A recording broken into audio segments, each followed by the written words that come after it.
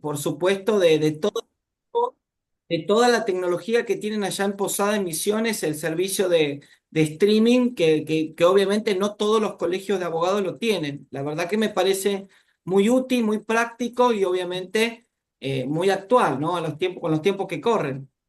Muchas gracias, doctor. La verdad que es un esfuerzo conjunto del Instituto de Género, del Instituto de Familia, Penal, Laboral, de Seguridad Social, que nosotros vamos haciendo actividades, charlas, cursos y con el producido de ese dinero para que nunca se afecte el costo de matrícula, es que podemos reinvertir en educación y eso es muy importante, más teniendo en cuenta que nosotros somos un colegio provincial, no somos un colegio de zona y tenemos que cubrir a toda nuestra provincia.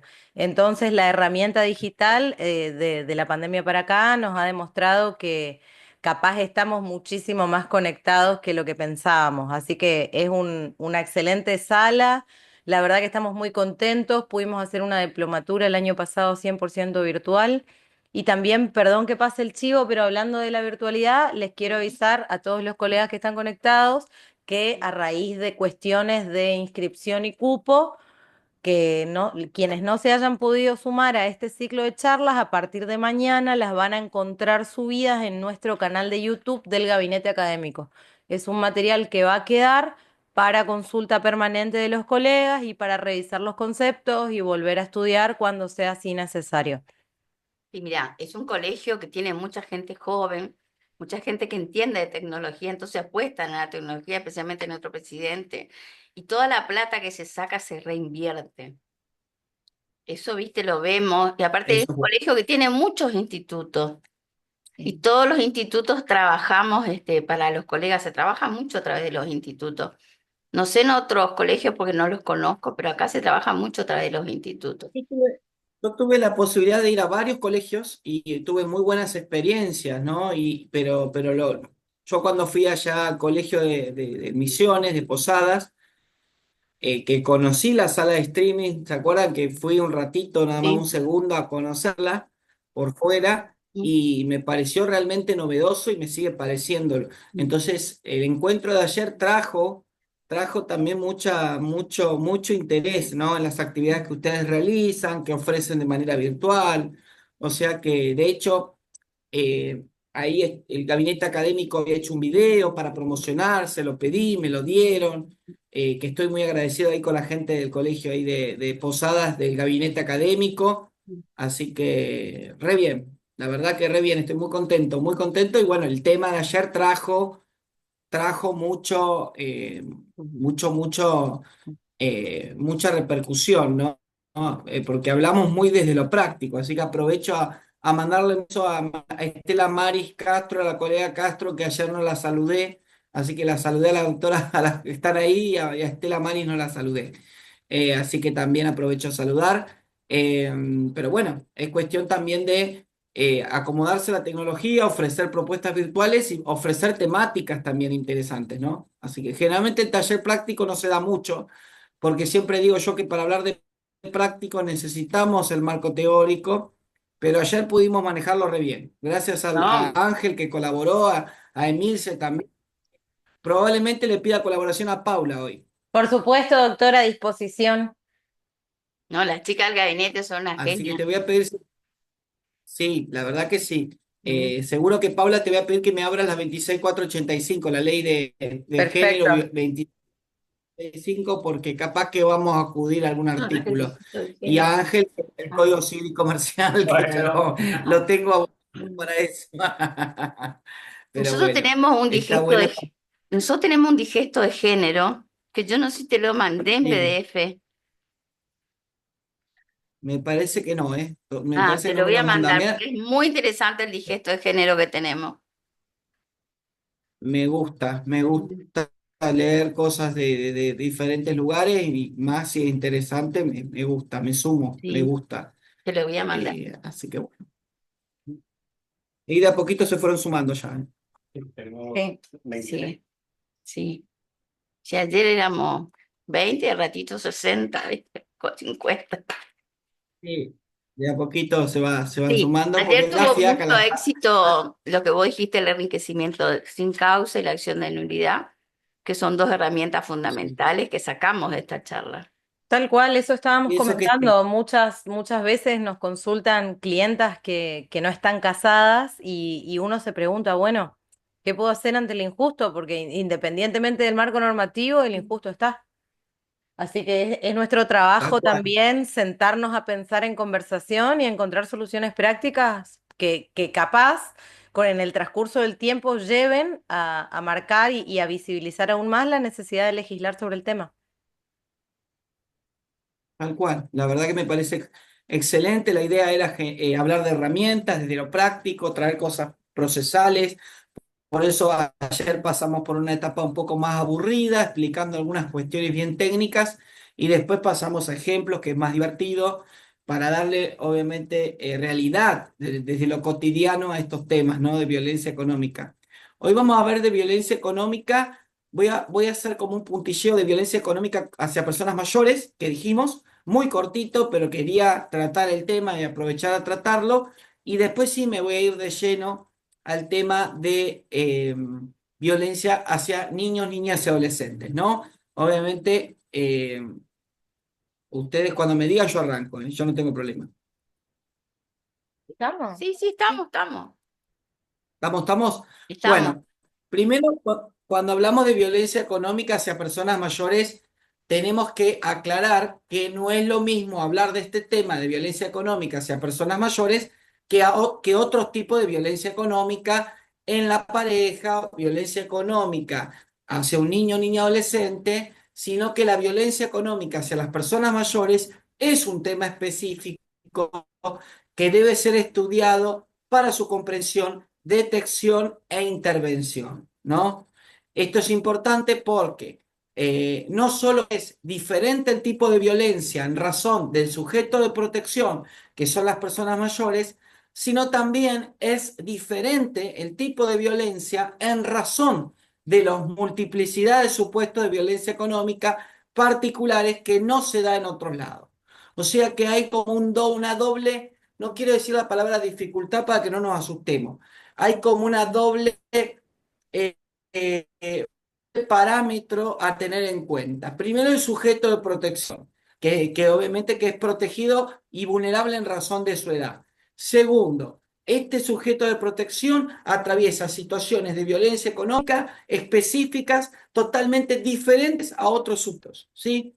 Por ejemplo, la apropiación de la jubilación, en donde la persona, el agresor, se apropia de la jubilación de una persona mayor para beneficio propio y personal y no usar esos recursos destinados para las personas mayores, ¿sí?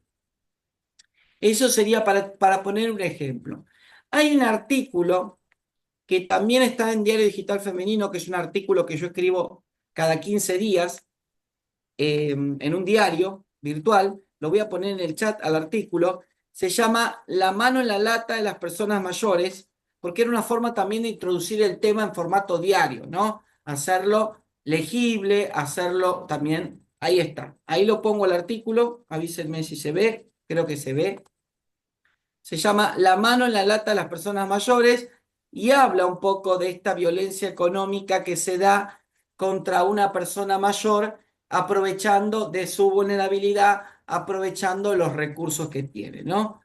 Ya, de hecho, el artículo 9 de la Convención Belén do Pará para prevenir, sancionar y erradicar la violencia contra la mujer establece que los estados partes para tomar una medida, que puede ser las medidas de protección que se tomaran en un procedimiento de violencia, van a tener especialmente en cuenta la vulnerabilidad a la violencia que pueda sufrir la mujer y seguidamente menciona a la mujer anciana, ¿no? Estamos hablando que la Belén do Pará es de la década del 90, por supuesto, el término que utiliza esa convención no va a ser mujer mayor, que es el que se utiliza ahora desde la Convención Interamericana de Protección de los derechos humanos de las personas mayores.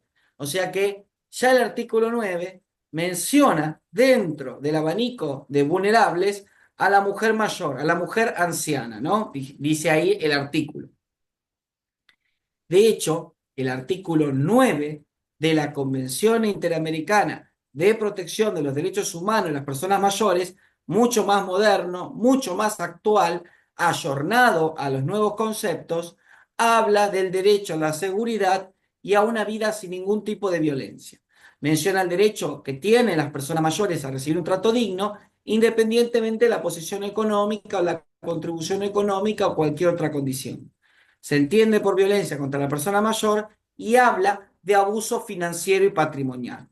O sea que la Convención, en el artículo 9, habla dentro de la tipología de violencia, dentro de las formas de maltrato, habla de abuso financiero y patrimonial, ¿no? Bueno, explotación laboral u otra forma de abandono o negligencia.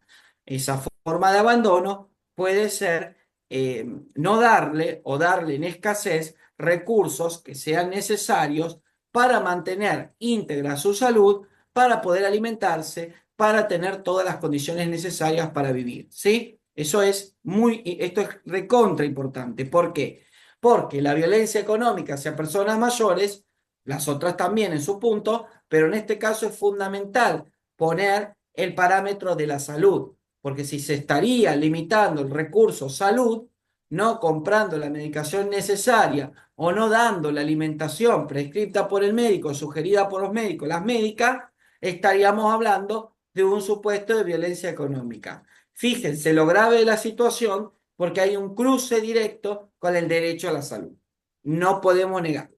O sea que si ustedes piensan que violencia económica hacia personas mayores es sinónimo de grandes propiedades, de grandes yates, de grandes buques, no, estamos hablando de lo mínimo, lo indispensable, la alimentación suficiente, la alimentación realmente oportuna a una persona mayor que realmente necesita de esos cuidados, ¿sí? O sea que este artículo 9 de la Convención Interamericana encierra mucho debate. Y a su vez, ¿se acuerdan que ayer había nombrado diferentes recomendaciones generales del Comité de la CEDAW? Y yo voy a nombrarla una importante que estaría bueno que la noten, la recomendación 27 del Comité de la CEDAW, que habla de que si bien las mujeres de edad no constituyen un grupo homogéneo, porque no es lo mismo la mujer mayor en una zona rural con escasos recursos que una mujer mayor en una zona urbana con otros recursos, con otras redes sociales y familiares. Si bien tanto el hombre y la mujer son objeto de discriminación, dice la recomendación, a medida que envejecen, las mujeres viven el envejecimiento de otra forma. El efecto de esas desigualdades de género a lo largo de la vida se va agravando con la vejez y con frecuencia se basa en normas culturales y sociales hondamente arraigadas. La discriminación que sufren las mujeres de edad suele ser el resultado de una distribución injusta de recursos, malos tratos, abandono y restricción del acceso a servicios básicos. Asimismo, la recomendación plantea que muchas mujeres de edad reciben un trato desatento, porque se piensa que no son útiles ni del punto de vista económico ni del punto de vista reproductivo, y se las considera una carga para la familia. Fíjense todo lo que dice esta recomendación, la recomendación del Comité de la CEDAW 27. Las mujeres de edad son especialmente vulnerables a la explotación y los abusos, en particular de orden económico, cuando la capacidad jurídica se supedita a la actuación de abogados o miembros de la familia sin su consentimiento. No es tan conocido esta herramienta de la recomendación 27 de la CEDAW, pero por supuesto en la última parte nos tira un palo a nosotros, a los abogados y a las abogadas, que muchas veces en determinadas circunstancias, y no todos los abogados y abogadas, se aprovechan de la vulnerabilidad de estas personas mayores y se abusan en cuanto a la capacidad jurídica para realmente realizar actos sin el consentimiento de esta mujer mayor, ¿no? Y me llama la atención cuando lo leo, lo leí tantas veces, pero incluso lo vuelvo a leer, cómo es tan específica la recomendación del Comité de la CEDAW 27 que nos obliga a actualizarnos en estos temas, ¿no? Me acuerdo cuando daba el tema violencia hacia personas mayores o maltrato hacia personas mayores, mucha gente me decía muy descreída, no hay material. Entonces yo me ponía un poco, no a pelear, pero a debatir y les decía, no que no hay material, no lo encontramos, no lo interpretamos, no hacemos una búsqueda de material. Pero esta recomendación general 27 del Comité de la CEDAW es de la década del 90. no estamos hablando que ayer salió. Obviamente es un mea culpa que yo hago como profesional, como docente, como abogado, pero lo tenemos que hacer todos. La búsqueda de soporte normativo, de soporte legal, forma parte de nuestra tarea, forma parte de nuestro trabajo. De hecho, cuando enseñaba inicialmente estos temas, les hacía leer a los colegas que busquen todos desde el celular el artículo 9 de la Belén do Pará, que menciona a las mujeres mayores, dice anciana, ¿no? Por supuesto, esto replicó una crítica. La crítica vino de que la ley 26.485 no menciona concretamente a las mujeres mayores. No las menciona. Algún que otro autor o autora ha dicho que esto, por supuesto, es una debilidad de la norma, pero no significa que la 26.485 no se aplique la violencia hacia las mujeres mayores, ¿no? No significa que sea algo inaplicable, que no sirva de aplicación, porque si hablamos de mujeres, incluimos a las mujeres mayores, ¿sí? Pero hay un artículo interesante que lo vuelvo a traer fresco desde ayer, el 26. Ese 26 habla de medidas preventivas urgentes, que lo leyó ayer Emilce, que planteaba que el juez o jueza de oficio o petición de parte va a poder resolver medidas conforme los tipos y modalidades de violencia. Insisto nuevamente con esta idea. Uno de los tipos de violencia es la violencia económica. O sea que frente al planteo de violencia económica que sufre una mujer que es desprovista del recurso vivienda, ¿por qué no usar este artículo para solicitar una medida específica contra la violencia económica perpetuada a lo largo de, qué sé yo, años, tiempo, meses, con respecto a esta mujer mayor? Eh, Ese artículo 26 también va a entrar, encuadrarse en este artículo, en este tema, perdón. Y dentro de las reglas de Brasilia, acá sí voy a nombrar una sola. La regla 6 de Brasilia expresa claramente que el envejecimiento constituye una causa de vulnerabilidad cuando la persona adulta mayor, sea hombre o mujer, encuentre especiales dificultades, atendiendo a sus capacidades y demás, para ejercitar sus derechos ante el sistema de justicia, con pleno respeto a su dignidad. Esto, lo de la vulnerabilidad de personas mayores, no piense que es un tema totalmente debatido, discutido, digerido. No es así. De hecho, muchas personas dicen, yo tengo 70 años y no me siento vulnerable. Tengo mi negocio, tengo mis recursos, tengo mi pareja, tengo mi vida plena y no por eso el derecho me tiene que decir que soy vulnerable. Entonces yo le digo, ¿sabe lo que pasa? Que usted está tomando el concepto de vulnerable con una connotación negativa. Si bien el grupo de personas mayores no es homogéneo, no es lo mismo, insisto, hablar de una persona mayor en una provincia, en una zona rural, con determinados recursos, que una persona en pleno centro, con otros recursos, con otras redes familiares. No estoy hablando de las heterogeneidades de las personas mayores. Hay mucho de eso, pero esto no significa que no exista un grupo vulnerable en razón de la edad que no puede acceder a la justicia muchas veces de la misma manera que una persona de 30 años que conoce los recursos tecnológicos, que tiene otras modalidades. Esto pasa con el colega también. Hay colegas que ejercen activamente, que son personas mayores y me han confesado, porque son amigos, que han tenido dificultades prácticas para poder actuar. Esto. Sí, sí, Mirna, por favor. Acá yo, para aprender CIGES me costó un Perú, pero Pero sí, te aprendí. agradezco La que lo nueva digas porque a veces... tecnología me costó Sí, muchísimo, porque yo empecé con una máquina de escribir, ¿te imaginas? Al electrónico fue un mundo. Y muchos colegas dejaron la sí, sí, profesión sí, por eso, tuvieron que contratar a alguien. Sí, tal cual, totalmente. pero Aparte, aparte... uno piensa que nacimos con la tecnología. Yo tengo 33 años y en el primer estudio que trabajé teníamos una computadora con DOS. Capaz yo, alguien en Por el eso, chat que me sea acuerdo, 5 años más joven que yo ni sabe lo que es DOS, pero realmente fue como imagínate adaptarnos ahora, a un nuevo mundo de un día al imagínate un otro. colega, un colega que presenció la reforma del 68 del Código Civil y Comercial, del Código Civil, con la 17.111.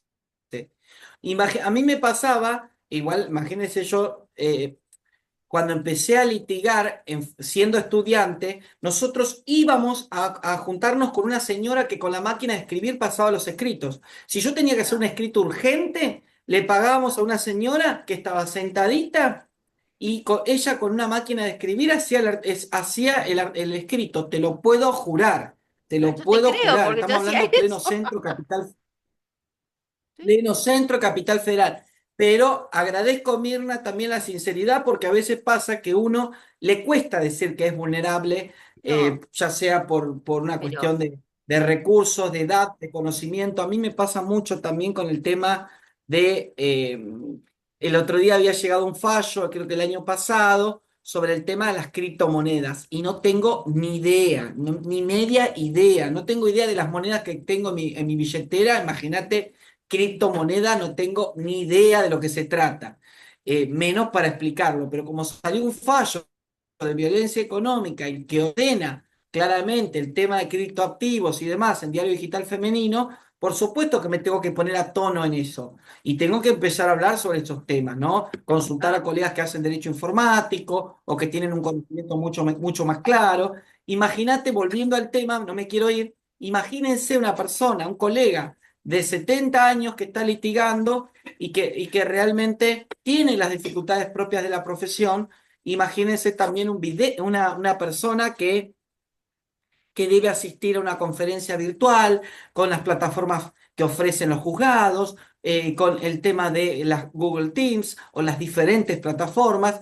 O sea que insisto también que la vulnerabilidad no le podemos dar una connotación negativa. Tenemos que darle claramente un sentido protector, ¿sí? Esto pasa, por ejemplo, cuando se habla de vulnerabilidad en razón de tener algún tipo de discapacidad. Entonces la gente que trabaja en eso y escribe sobre el tema de discapacidad me está diciendo, bueno, vos a todo, cada vez que hablas de discapacidad le das un sentido negativo, peyorativo. Digo, no, no, estoy diciendo que una persona, en razón de tener una discapacidad, X discapacidad, la norma, a través de la Convención Internacional, que tiene varios años, trata de protegerlos, trata de dar algún tipo de marco específico de protección. Y pasa con el tema de violencia económica. Por supuesto que va a haber personas mayores que manejan los recursos, negocios que tienen mucho mejor que lo que estamos presentes, porque hay otra forma de encarar las cosas. sí. Pero este marco normativo internacional que surge con la convención viene a traer eso, lo mismo que la regla 6 de Brasilia, ¿sí?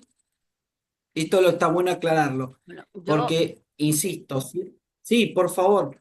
antes que me olvide, antes de meter la mano en la lata, tengamos en consideración los préstamos que le hacen hacer a los abuelos. Tal cual. Como el Sí, préstamo ahora tiene vamos a poco hacer interés, sí.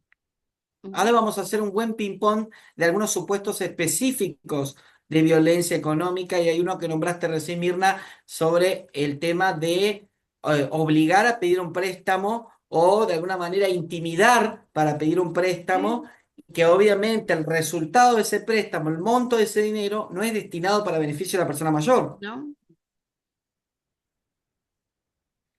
Vamos a hacer algunos supuestos específicos nomás porque me quiero meter con el tema de personas, de niños, niñas y adolescentes, y creo que está ahí mi colega amiga Cintia Yáñez, no sé si está ahí presente, pero seguro que está porque me dijo que iba a estar. Eh, Bueno, me voy a honro, esperar. la verdad, me honra, perdón, que siempre que haya colegas que les interese la temática y que lo estudian y que lo ponen en práctica. Creo, no sé si está Cintia, pero bueno, ahí vamos. No, no está conectada. Perfecto. Capaz que en un ratito se conecta. Pero buenísimo que tuvimos, que mandé lo de la cuota alimentaria con perspectiva de género, se lo mandé ahí a Mirna y seguro Sí, que lo vamos a aprovechar a leer algo de eso. Pero bueno, antes de adelantarme, quiero mostrar solamente algunos supuestos de violencia económica hacia personas mayores, algunos cortitos nomás, ¿eh? sí. No quiero ponerme pesado, voy a hacer más o menos 5 o 6 supuestos nomás, pero hay muchos más, hay muchos más. El primero, la negación de alimentos que son sugeridos o no por el profesional de la medicina que atiende o no regularmente a la persona mayor. Si la persona mayor recibe asistencia médica y se le sugiere una determinada alimentación, la negación total o parcial de esos alimentos que son sugeridos por el doctor o la doctora es un ejemplo de violencia económica. Partamos del supuesto que negar medios indispensables para llevar a cabo una vida digna es un supuesto de violencia económica en virtud de la responsabilidad parental y analógicamente lo podemos entender con respecto a las personas mayores en concordancia con el artículo 9 de la Convención Interamericana y en concordancia con el artículo 9 de la Belén do Pará y la regla 6 de Brasilia. O sea que el primer supuesto es impactante, que es el tema de los alimentos, ni más ni menos que los alimentos. Vemos ejemplos en la cual la persona tenía que comer una determinada comida y bueno, compramos fiambre y sanguchito. Una persona mayor que tiene problemas digestivos o una persona mayor que necesita de comida o calcio porque tiene osteopenia, osteoporosis. Bien. Eso me había ocurrido. Segundo, la negación de suministro de medicación para iniciar o continuar un tratamiento. Esto es más grave aún, por favor. Sí. Esto es importantísimo porque negar el suministro de medicación interrumpe el eventual bienestar de la persona y por supuesto que afecta a su salud. Muchas veces o no se va a buscar la medicación o no se va a buscar las recetas al médico clínico y que el médico clínico no se las receta, por ende no tiene la medicación, por ende no se la suministra. Muchas veces no hay vuelta atrás en la recuperación y el restablecimiento de la persona. O sea que no hay control de medicación y esto, por supuesto, es adrede, intencional, es dañino, es violento. Hay que hablar las cosas por su nombre. Hay que decir, esto es violencia. Se está negando una medicación que claramente es recetada por el doctor, por la doctora, ¿sí? Bueno, hay gente que está ahí mandando mensajes, que está ahí, que le impacta la cantidad de casos que tiene con respecto a esto. Sí, hay muchísimos. Tercer supuesto, la inconsistencia total o regular en la asistencia médica. Ustedes párenme que yo soy medio loro barranquero, me pongo a hablar y no termino más. La inconsistencia total o irregular en la asistencia médica, impidiendo un control o seguimiento de la salud de la persona mayor. No llevarla al médico cuando corresponde, no llevarla a las consultas, no llevarla al neurólogo, no llevarla al psiquiatra. Y yo uso ejemplos de las cosas de mi mamá para dar los ejemplos.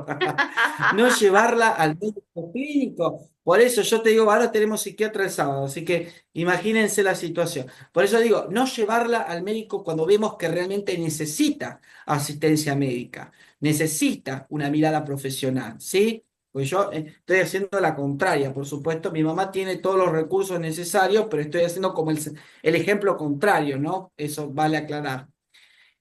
Después, este lo dije hoy, lo dije y es muy evidente, es muy notorio que es específico de violencia económica hacia personas mayores. La apropiación de la jubilación para beneficio personal y no para beneficio económico de la persona mayor. Se cobra una jubilación mínima, pero del monto destinado, el 100% es para beneficio del que lo cobra, pero no para beneficio de la persona mayor. O sea que la persona mayor no cuenta con artículo de higiene, no cuenta con alimentación, no cuenta con lo que necesita comprar. Entonces sabemos que la plata que es destinada solamente para beneficio del agresor. Y más cuando el agresor vive dentro de la casa y mucho más, esto pasa mucho, el pariente, el hijo, la hija que cobra por su madre o su padre mayor y del resultado de lo que cobra no usan un peso para beneficio de su progenitor, de su progenitora. ¿Sí? No sé si alguien quiere decir algo de esto. No, estamos de acuerdo, totalmente. El Hay tema muchos también casos de esos, ¿no? Sí, sí, sí, Y muchos casos de esos. a veces viste la internación en un geriátrico pobre, a veces, y te alquilan la casa y te alquilan todo lo que tenés que entrar en un geriátrico. Y lo que O sobra no te dan internaciones. a vos. Sí, o internaciones, de decir, bueno, no, se siente mal, que quede internado un mes más y Sí, mientras tanto aprovechar la vivienda, limitarle del recurso vivienda cuando está la persona dentro, incluso de la casa, la persona mayor, por más que sea titular registral del bien inmueble, y no la persona mayor no tiene disposición sobre el mismo. O sea que inicialmente recibe parientes en su hogar, pero a medida que pasa el tiempo, esta persona mayor va obligada cediendo espacios, ya sea por su propia voluntad o forzado por los demás habitantes, ¿no? Esto se da muchísimo, ¿sí? En esto voy a parar un poco el tema de la vivienda, que para una persona mayor es fundamental. Para una persona mayor, la vivienda se relaciona con los cimientos, con lo que ha costado llegar a tenerla y poder gozar diariamente de una vivienda propia. Que vengan parientes a vivir y a ejercer violencia económica, limitándole los recursos dentro de la propia vivienda, es un ejemplo de violencia económica. Yo recuerdo que recuerdo que me van contando ejemplos donde primero podía la mujer mayor usar de toda la casa. Después, para no molestar a los nietos que estaban estudiando, no podía usar el living, ¿no? El famoso living, el clásico, el Sí. living sillón y la mesita ratona, como teníamos todo, ¿viste? Y van cambiando las construcciones. Después no podía usar la cocina porque se iba a quemar. O sea que le quedaba el antebaño, el baño y la pieza. Y después, como había ensuciado el baño, no podía usar el baño. O sea que terminaba o usando pañales, sí, obviamente pudiendo levantarse y activarse para ir al baño, porque eso también la fortalecía, usaba pañales, obviamente los pañales no los compraban, no había colchón antiescaras, no había elementos de limpieza para higienizarla y esto generó una cierta infección y una afectación a la salud a esta mujer. Fíjense cómo la violencia económica impacta, no estamos hablando de una cuestión ínfima, por favor, en esto, perdón que levante la voz porque hoy estaba mirando el video de la actividad de ayer y ustedes me recontra escuchan, yo pensé que me escuchaban poquito, pero el No. bozarrón mío se escuchaba en el estudio, así que perdónenme porque yo hablaba más fuerte de lo común y ustedes estaban aturdidos. No era que Marisa estaba agarrándose los oídos ahí, las orejas, porque yo No, no podía no, no, te creer No, escuchamos. estábamos atentos. los gritos Estábamos que atentos, pegaban. estábamos atentos. Después Y estaban en los gritos relación pegados. doctor, y en relación al tema que estaba usted haciendo mención, todo esto ocurre primeramente a través, creo, y que es así, a través de un pedido al adulto mayor del espacio de la casa y después ya se ejerce violencia física hacia esa persona, no solamente violencia económica, sino violencia física, empujones, cachetada, palizas, cada vez le van achicando más sus espacios dentro del ámbito familiar de su casa, dentro de su ámbito, pero no ya con la violencia económica, sino a través de la violencia física al adulto mayor. Tal cual, yo pienso lo mismo. Obviamente que la violencia económica va en convergencia con otros tipos, ¿se acuerdan que ayer dijimos Claro, eso? Va en sí, sí. convergencia con otros tipos de violencia, violencia física, violencia Psicológica, psicológica, muchas claro. veces violencia sexual, muchas veces violencia verbal, ambiental y la Sí. violencia económica que impacta, ¿no? El abuso, ese abuso sistemático y empieza, como decía recién Marisa, como una cuestión de buena onda, de buena voluntad, Exacto. no puedes alquilar, bueno, venía a vivir a mi casa, esto que iba a ser por semanas, por meses, se convierte en años y van a visitar los hijos, las hijas y se van apropiando de eso. Otro supuesto de violencia económica es la ocultación, destrucción o deterioro de bienes, porque obviamente hablamos, por ejemplo, de esos muebles antiguos, donde que conservan las personas mayores, que son destruidos, que son deteriorados. Muchas veces se obliga a una persona mayor a comprar algo que no lo va a usar, como una tele de, que yo, de 49 pulgadas, no sé si existe, pero tiene un número. Ujú. Se le obliga a comprar semejantes televisores que nunca van a poder usar, que nunca van a poder ver algo. Esto Sí, porque son también, complejos los controles y todas las cuestiones. menos usar Sí. un control Profe, remoto, menos también usar... para sumar, Sí, pienso en cuando usted habla del ocultamiento o el no permiso, quizás por medio de la violencia que se ejerce para el uso de ciertos enseres del hogar y etcétera, me pongo a pensar en el cobro de la jubilación y todos los trámites que hoy son virtuales. A mí me pasó como ciudadana, no como abogada, estar en un cajero y que una abuela me pida ayuda para sacar su dinero y yo tal vez puedo tener cara de buena, pero lo cierto es que era una completa extraña Y la abuela cuando ve, me dice, ¿cómo puedo ver cuánto gano? La ayudo y la abuela se larga a llorar. Yo no puedo creer que estaba ganando esto, me decían que ganaba menos. Y evidentemente ahí había una persona que fingiendo hacer un favor, una gauchada a la abuela, déjame, yo te saco la plata, yo te pago las cuentas, yo te hago el códem, yo te hago esto, yo te hago aquello, apropiándose de la jubilación y dándole a la abuela una parte que, Ínfima. que consideraba correcta o desde un lugar de violencia, por supuesto, porque No, uno no es nadie para apropiarse de los bienes del otro, por más familiar que sea. Y menos de De hecho, aprovecharse lo que de la estamos vulnerabilidad de personas que no saben manejar. Y hoy en día, lamentablemente, cualquier lugar que te vas, banco, etcétera, es todo virtual. todo virtual. Esto también hablemos, esto es un robo, claramente es un robo. Sí, De hecho, la ley 5420 de Capital Federal, de aplicación de Capital Federal, dentro del concepto de maltrato económico patrimonial, habla del supuesto de robo. Y también, ¿por qué no hablar de obligar a cambiar una disposición testamentaria? Obligar a cambiar una disposición testamentaria a la fuerza, aprovechándose, como decía Paula, aprovechándose la vulnerabilidad de esta persona mayor de poder gozar de recursos que no son de esas personas y son apropiados, son despojados y son menoscabados esos recursos, ¿sí? Fíjense, esto es una crítica, al contrario, no es un elogio, fíjense los pocos colegas que hablan sobre violencia económica hacia personas mayores, la poca exploración del tema, ¿no? Cuando empecé a estudiar este tema hace 10 años, ya con mucha más fuerza, cada vez se encontraba más material. Y yo decía, el derecho tiene que decir algo. Nosotros como abogados y abogadas tenemos que hablar del tema, porque si no, ¿cómo vamos a pedir una tutela reforzada en protección de la integridad económica de las personas mayores? ¿No me da un poquito de agua? Entonces, ¿se entiende? Esto también es importante tenerlo en cuenta, ¿no? Lo que está hablando recién, lo que hablaste recién, Paula, es un robo en un contexto de violencias económicas hacia personas mayores. Entonces, esto también es como el delito penal de servidumbre. El delito especial de servidumbre, que está en el Código Penal, parte especial, hay que usarlo también cuando hay violencia económica hacia personas mayores, porque hay una reducción a servidumbre, hay una coacción, hay una intimidación. Esto también hay que empezar a hablar de esto, ¿no? Del delito de reducción de servidumbre, del delito de circunvención a personas mayores, cuando se obliga a firmar documentación o papeles para poder gozar de un bien. El delito de circunvención, que también se habla muy poco con Sí, muy respecto a este poco. tema, ¿no?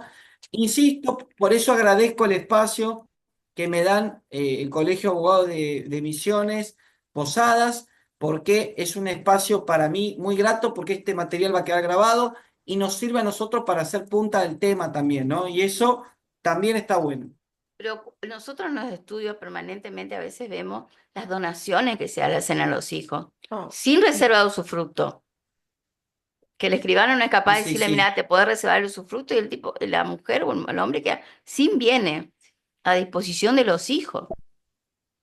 Y es O esa difícil anticipación de anular. herencia totalmente ficticia. La anticipación de herencia ficticia es como decir, yo soy Sí, tu hijo y como te vas a morir, cuando te mueras las cosas que vos tenés son mías. Bueno, pero hasta ese momento, hasta el momento de la muerte, uno no es heredero forzoso. no. Esto lo sabemos como abogados, pero hay mucho que anticipa la herencia. Yo me vengo a quedar en casa, acá a casa, me voy a quedar viviendo acá.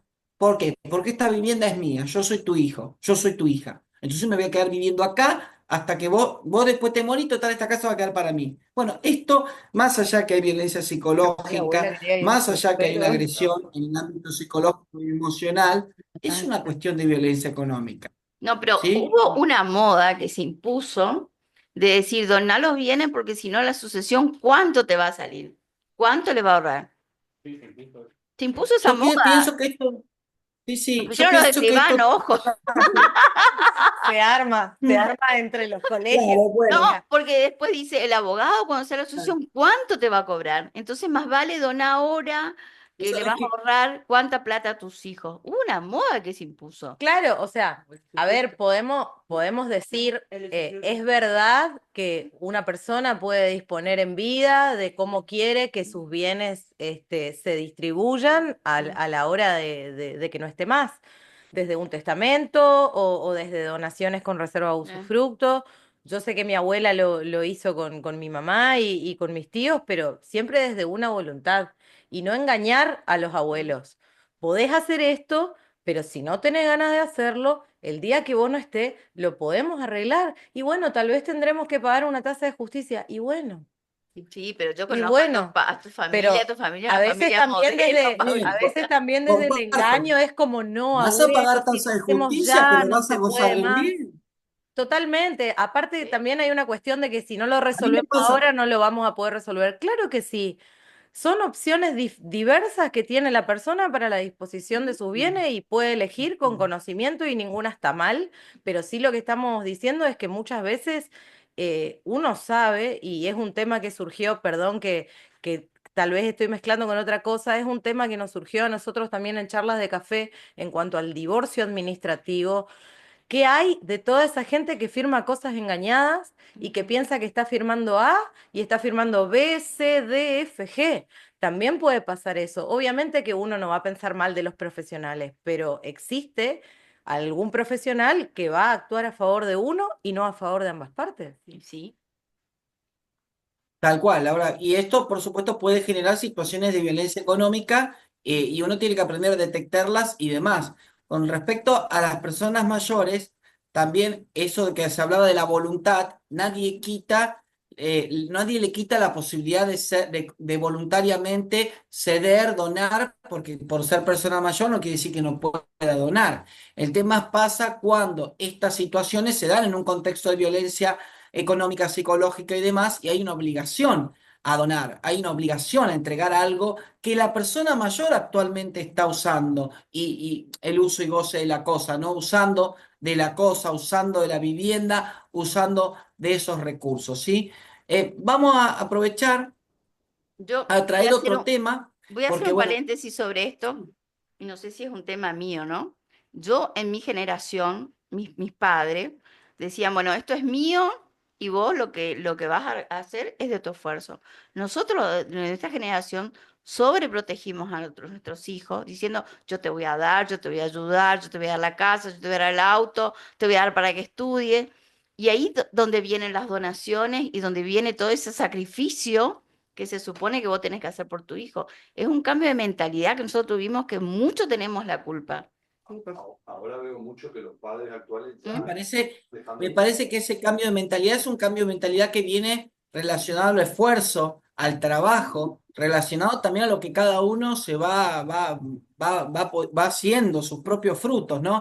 Esto a veces no es trasladado a la realidad. Yo veo muchos casos, muchos ejemplos de hombres de 25 años, de 30 años, que van a la puerta de la casa y le piden al padre cosas porque son sus hijos y tienen derechos hereditarios. El tema es, que yo siempre digo, mientras la persona no murió, ese derecho hereditario no nace. O sea Es que un es derecho en importante expectativa. tener...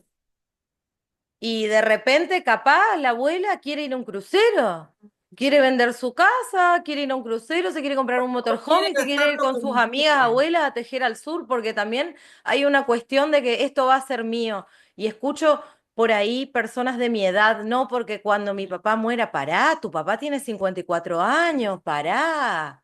O sea, metele vos un poquito a la Claro, chamba y después si te queda algo, claro. fabuloso. Por supuesto, laburen cada uno y júntense sus cosas, por supuesto. No estén Se en la han expectativa de criado, poder usar a los demás. no, yo lo que Sí, veo que se han criado eternos adolescentes, que dependen de los padres. sí, sí. O El tema, que esto es más capaz profundo piensan que igual. como van a heredar algo de aquí a quién sabe cuándo, si no pasara algo en el medio, entonces ya para qué me voy a esforzar hoy si de algún modo estoy salvada. Claro, claro. ¿Para qué? Es No, verdad, y de pero ahí viene la esto obviamente mentalidad de todo donar, Sí, de ahí viene la sí, mentalidad, el le voy a eterno, donar, le voy a anticipar para que el bueno tenga algo, no se sacrifique.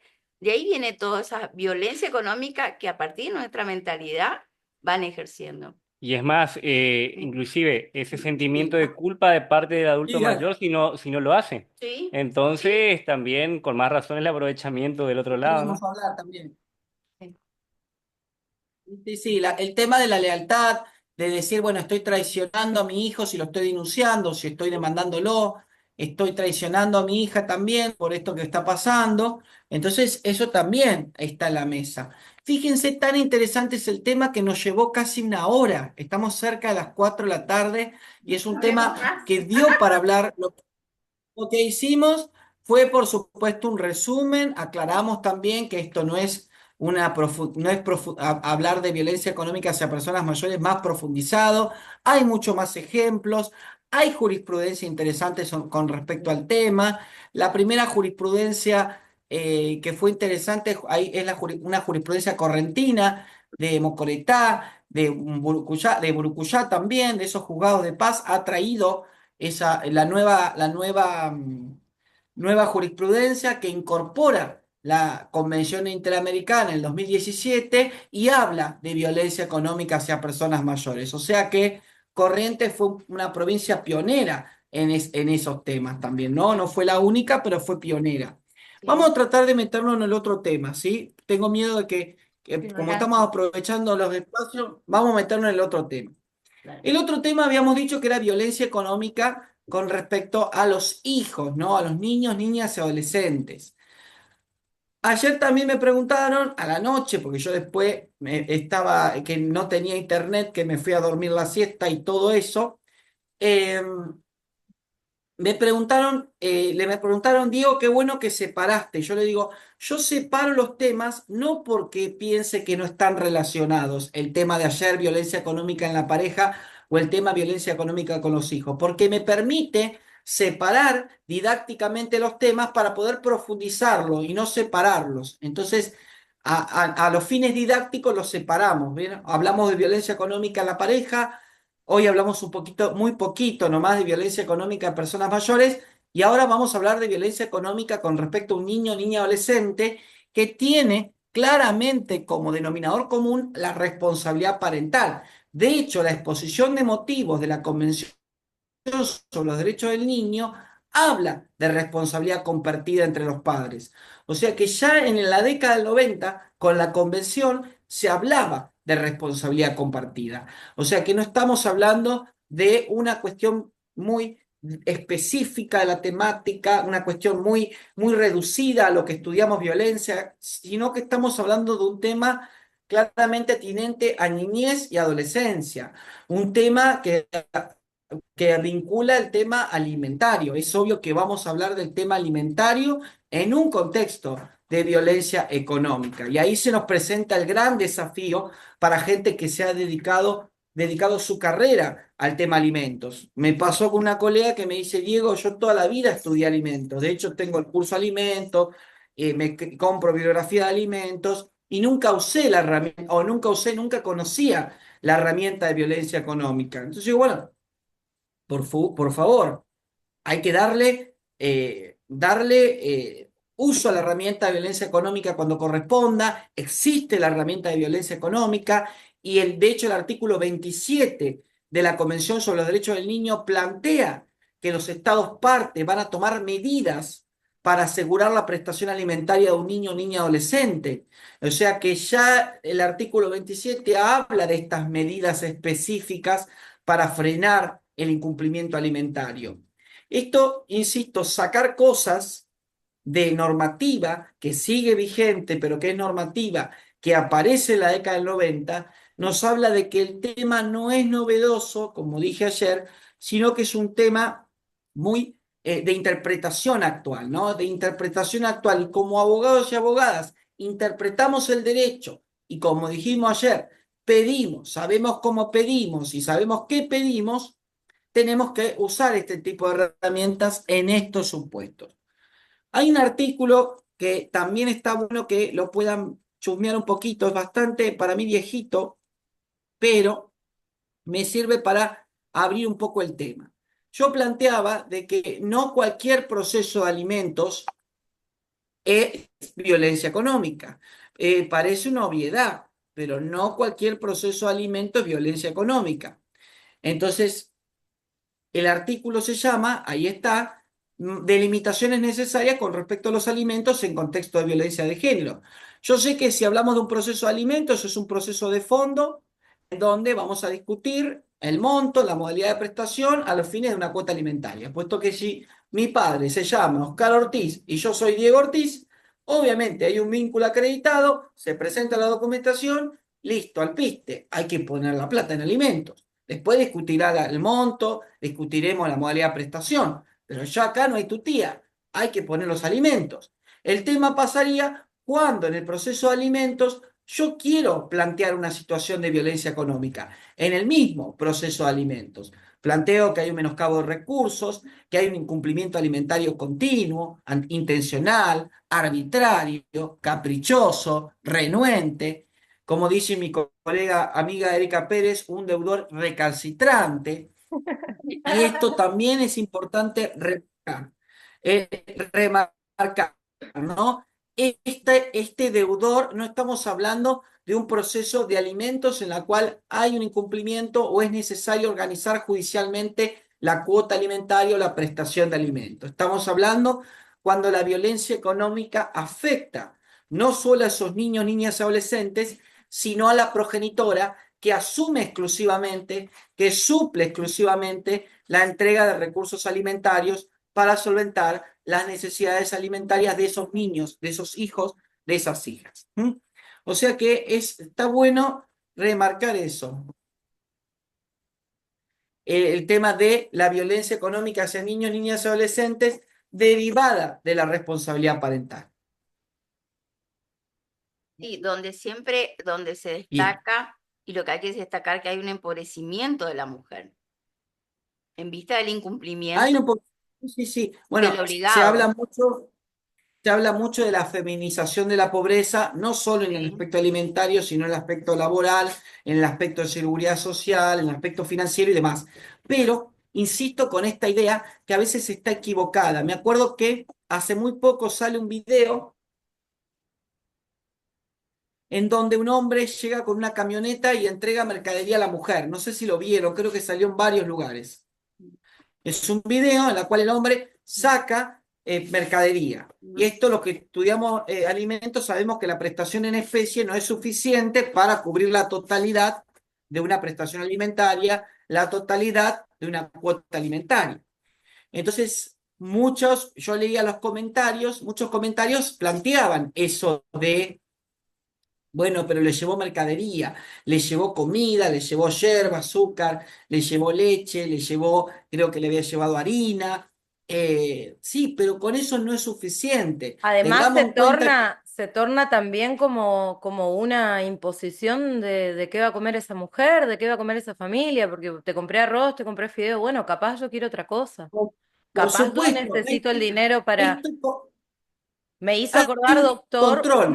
una clienta Sí. de familia, que sin dar detalles, obviamente, por una cuestión de ética profesional, pero cuyo el papá de su niña se fue a vivir a otra ciudad y dejó de prestar la mínima asistencia que prestaba en cuanto a transportar a la niña a la escuela y etcétera. Y nosotros, cuando pedimos un aumento de cuota alimentaria, lo que yo tuve que plantear es que mi clienta perdió un trabajo porque era más barato, si existe lo barato en este contexto, era más barato para ella perder un trabajo que encontrar quien pueda hacer las veces de asistencia con la niña para que ella pueda salir a trabajar. Estaba no Por solamente eso digo, tenía más gastos de transporte, de remis, de esto que lo otro, sino que a la vez tenía menos ingresos porque el tiempo con el que ella contaba para laburar ya no lo contaba más a raíz de la mudanza de este papá. y si hubiese compartido ese cuidado personal en forma conjunta con el otro progenitor, hubiese sido mucho menos pesado, mucho menos costoso y podría haber ido a trabajar y podría haber destinado también esos recursos para otra cosa. Esto también, vos dijiste una palabra, por eso te interrumpí, el tema de el control, el tema de ese control de los recursos también, ¿no? Cuando uno dice, bueno, yo te traje mercadería, te traje carne, verduras, te traje algo, bueno, pero y si se necesita alguna medicación, algún viático para llevar alguna atención en salud o X gasto que aparece en el devenir cotidiano, ¿quién lo cubre? Entonces, esto tratemos de traerlo a la tierra, porque a veces de traerlo a la realidad, digo, ¿no? porque a veces pasa que uno como está acostumbrado a hablar desde lo jurídico, desde lo técnico también y desde lo procesal, se olvida que si hablamos de violencia económica ante el incumplimiento alimentario constante y sistemático y demás, estamos hablando de la negación de un derecho, estamos hablando de un derecho humano, el derecho alimentario, estamos hablando de que esta violencia económica no se da solamente al momento de plantear un problema. Ay, se cortó. Bueno, quiero aprovechar a la doctora Palermo, que es la coordinadora del Instituto de Familia que está coordinada. Le mandamos un saludito porque acá se cortó. Ella sabe mucho de alimentos. Ya nos comunicamos con el doctor Ortiz Sí. para ver qué pasó y de repente lo reconectamos. Sí, sí, de hecho es violencia imponer qué va a comer la familia, inclusive ejercer cualquier tipo de control sobre los gastos. Dicen que la mujer no sabe comprar. ¿Cuántas veces le manda al hombre al supermercado y te llama porque no se acuerda la marca que comió toda la vida de arroz? Sí. O tenés la extensión de Perdón, feminista mi comentario, pero que los hay, los hay. No, o te doy la extensión de la tarjeta para controlar en qué gasta. Tal cual, O sea, por cosa que supuesto. gaste en un perfume, en un labial O caro. tener que pedir dinero para cuestiones, no sé, de higiene personal, me represento, ¿no? Del día a día de una mujer. Bueno, Y la discriminación que existe y las podemos, desigualdades a ver, entre podemos ir leyendo el mujeres material y que el varones, doctor ¿no? mandó mientras él se reconecta. Acá estoy chateando en vivo con el doctor. En vivo. Y sí, Estoy, un segundito. y podemos ir leyendo el material nosotros mientras tanto. Ahí el profe se va a tratar de reconectar. Estamos atentos. De todas maneras, Sí, todo podemos esto. comentar el material que él mandó. Mientras tanto, mientras... Ay, estaba tan lindo, Hay un lástima. componente de desvalorización de la mujer. Yo me tomo el atrevimiento porque capaz Sí. es medio de humor, no digo que sea chabacano porque capaz el contenido educativo con humor es doblemente educativo, pero hay en Instagram, para quienes lo hayan visto, una humorista que se llama Ceci, @Ceci hace, como de hacer, Sí. que hace videos como dados vuelta, ¿no? Y con un grupo de abogadas de La Plata. Bienvenido, doctor, se cortó. ¿Nos escucha bien? Perfecto. Ahí está.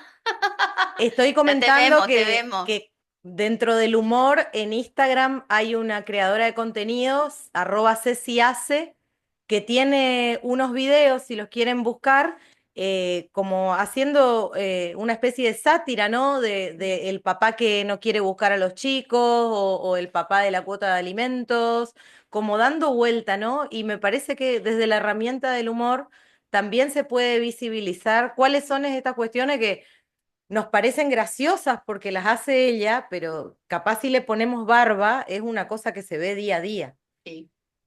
Igual, insisto, ¿me escuchan bien? Sí, porque estoy desde el Sí, celular, sí, por las dudas. sí. Bien, y porque tengo un tema de sistema desde ayer, desde anteayer. Y insisto, yo siempre estoy a favor del humor como un recurso didáctico docente. Lo que sí que no puedo yo no analizar la gravedad del tema. Yo como abogado que se especializa en el tema, el recurso humor sirve para hacerlo masivo, para que la gente pueda ver esos videos, para que la gente pueda compartir esos materiales. Pero insisto que el cumplimiento alimentario total o parcial o no poner el monto de la prestación alimentaria en su forma íntegra atenta contra los derechos alimentarios y es un ejemplo de violencia económica. Yo, un segundo antes de que se me corte, había planteado que la violencia económica se conforma de varios elementos, sin necesidad de llegar a un proceso de fondo de alimentos, se presenta muchas veces antes, meses y años de incumplimiento alimentario, de no haber concurrido a audiencias, de ir a audiencias, de no ir a audiencias y no justificar la incomparecencia, decretarse en rebeldía, no presentarse en las mediaciones. O sea que la conducta procesal del demandado en un proceso de alimentos, un denunciado por violencia económica ante la cuestión alimentaria, esa conducta procesal configura en sí un supuesto de violencia económica, ¿sí? O sea que eso no dejar pasar también, ¿no? El tema de empezar en el demandado, ya sea, o incluso con los dichos proferidos en las audiencias, ya sea con los escritos que presenta el colega, Sí, pero capaz es se importante nota la remarcar. voluntad de eludir, ¿no es cierto? Ayer o anteayer leí, nosotros tenemos grupos de WhatsApp de colegas que simplemente nos consultamos cuestiones del día a día profesional. Una colega preguntando, tengo un deudor alimentario que me renunció al trabajo, y pidiendo una primera orientación como para ir contra los abuelos del niño a los fines de obtener una cuota alimentaria. Pero digo, bueno, las estrategias. Qué horror, profe. Con una pensión, una jubilación, van hacia los abuelos. Es, Como, impor- Sí. sí, es sí. importante, es un horror, no, es importante siempre. Ay, me muero, se cortó otra vez. Voy a morir en este instante. Le vamos a demandar a la empresa de internet Ayer no se cortó, de la ayer estuvo jurisdicción del hermoso. profe. Pero ella dijo que venía con problemas. No. No, sí, Sí. se corta, pero se me corta, sí. El tema pasa en eso. Empezar también a visibilizar el tema de la violencia económica, hablar de la conducta procesal, ponderar también el cuidado personal de la progenitora conviviente y darle a ese cuidado personal un valor económico. Artículo 660 del Código Civil y Comercial, este que habla del valor económico del cuidado personal que dispensa la progenitora conviviente. Darle un valor económico al cuidado personal significa que al momento de fijar el monto de una cuota, poner en la mesa el valor de ese cuidado para que sea tenido en cuenta al momento de fijar una cuota. Y también tener en cuenta el no cuidado del progenitor que había acordado ir a cuidar a ese niño, niña, adolescente. El no cuidado como un ejemplo de menoscabo de recursos de la progenitora cuidadora conviviente. ¿Sí? Esto también remarcarlo también, ¿no? El tema de qué pasa con el no cuidado. Habíamos hecho un acuerdo de comunicación en el cual vos venías a retirar al niño 3 días en la semana y de esos 3 días yo había destinado mi tiempo para otra cosa, incluso para trabajar o no, tiempo de ocio, y como no te presentaste a retirar al niño de la vivienda, yo suplí ese cuidado, pero ¿qué pasa con ese no cuidado proveído, con ese cuidado no dado, ¿sí? Por parte de ese progenitor no conviviente que es titular de la responsabilidad parental y de la cual dimanan obligaciones jurídicas en virtud de la responsabilidad parental, ¿sí? Esto lo remarco bien porque el tema también de el cuidado personal no a veces cuesta, no tanto con los que nos dedicamos, pero a veces cuesta relacionarlo con el tema alimentario. Cuando preguntan por qué el artículo 660 del Código Civil y Comercial habla de darle un valor económico. Y habla de darle un valor económico porque de esa manera yo puedo plantearlo en un proceso de fondo o en otro procedimiento, puedo plantear ese cuidado personal que yo proveo para que le den un valor económico y lo pongan en la cuenta al momento de fijar una cuota. Entonces, esto, remarco bien esta idea que nos tiene que quedar claro, porque si no, nos quedamos de alguna manera por ahí.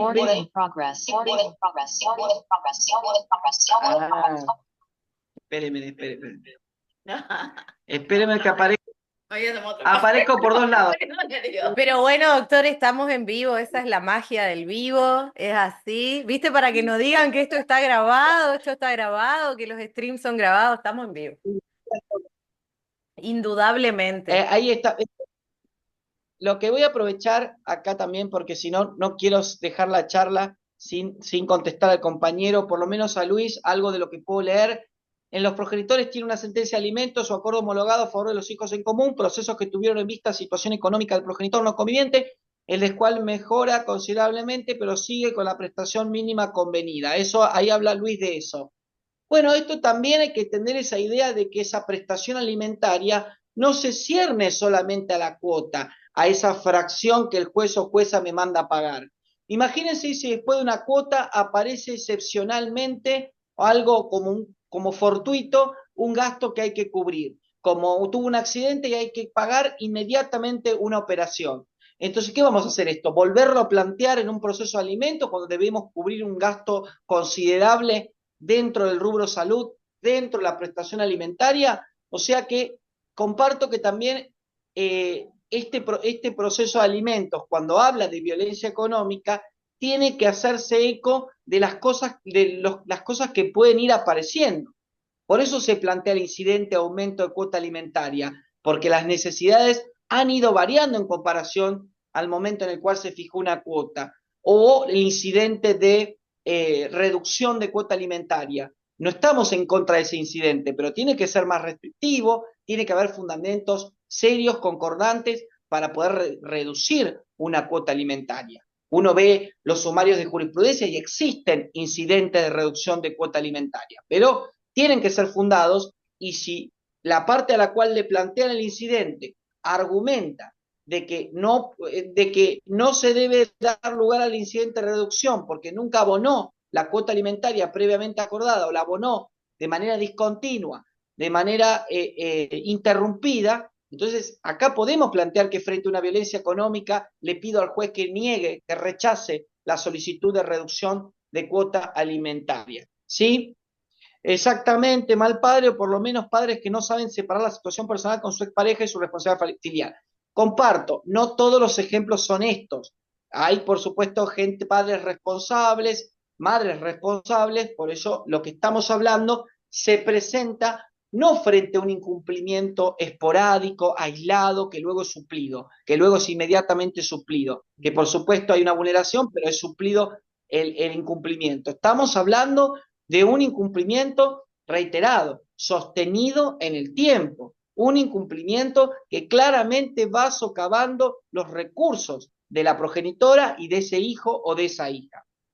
Claro, Esto es importante. el control arbitrario de la expareja y de los hijos a través de lo económico. Capaz pasa mucho de mujeres que tienen que sostener, eh, perdón que lo diga así, pero sonrisas o buenos tratos, porque si no el dinero no viene. Y Dicho, esa cuestión del intercambio, ¿no?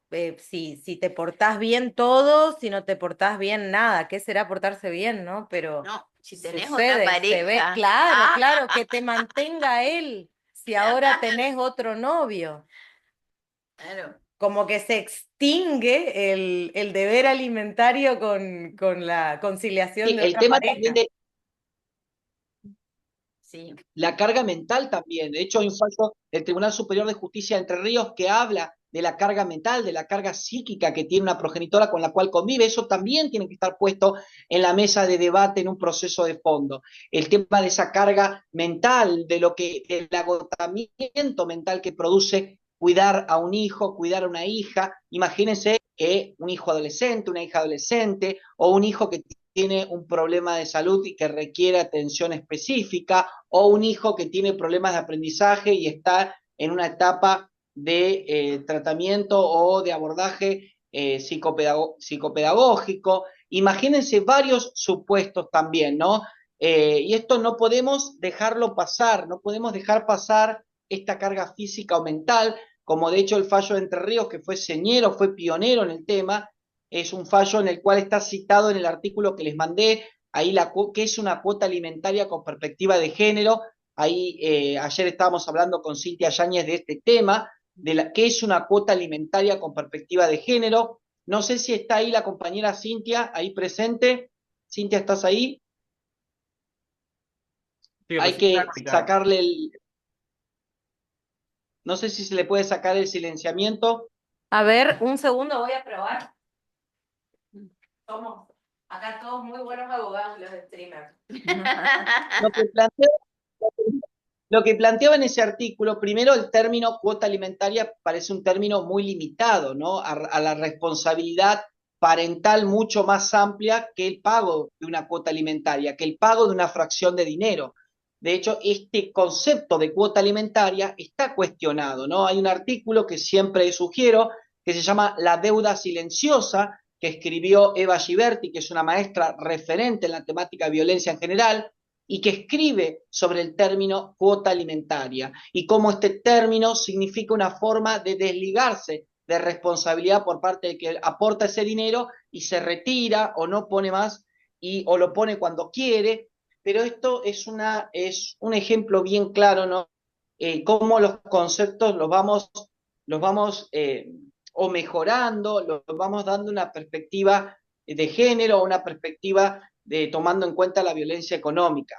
De hecho, ahí está Paula, no la voy a hacer leer porque anda de acá para allá. El Estoy artículo acá, 5, Diego, estoy acá. sí, Ya me activaron bien, el audio. teneme a Somos mano pocos, el pero artículo. muchos. Te dejo un minutito para que busques el artículo ese, Tengo acá en el Cintia, así yo celular. Sí. buenísimo. Pues yo quiero hacer una introducción del artículo 5.4, inciso C de la 26485, habla específicamente del supuesto de la negación de medios indispensables para llevar a cabo una vida digna como un supuesto de violencia económica. Esto para aclarar de que la negación de alimentos como violencia económica está previsto en la norma y está comentado por el decreto reglamentario 1011 del 2010, que el artículo 5.4, inciso C, comenta ese supuesto de violencia económica ante el incumplimiento alimentario. Esto hace muy poco viene dándose en la Cámara de Diputados de Provincia de Buenos Aires, en la Dirección de Equidad y Diversidad Sexual, se viene dando la elaboración de herramientas o instrumentos muy interesantes en la temática con este caso el trabajo de la licenciada Mariela Brer, con el trabajo de la doctora Erika Pérez y todo el equipo de trabajo de la licenciada Brer y Erika Pérez, y surge la idea de empezar a pensar, solamente pensar, porque yo sé que este artículo que ahora la compañera Cintia me va a ayudar a leer, este artículo trajo mucho debate, porque alguna que otra colega me dijo, bueno, Diego, pero te faltó esto. Bueno, colega, por favor, escriba sobre ese tema. Diego, está muy bueno el artículo, me gustaría que hubieses hablado más de esto, ¿por qué no hablaste de esto? Pero bueno, estamos en el derecho y es lo que amamos, por eso lo elegimos, y trae debate, trae cola, por supuesto que trae mucho para hablar. Cuando sale ese artículo que da la compañera Valer, ¿qué es una cuota alimentaria con perspectiva de género? Es un artículo medio como ponerle el cascabel al gato, porque era obvio que iba a traer un debate, porque es un tema actual, más que se modificó la ley de provincia de Buenos Aires con respecto al tema alimentario, o sea que hay como un temita ahí para poder hablar.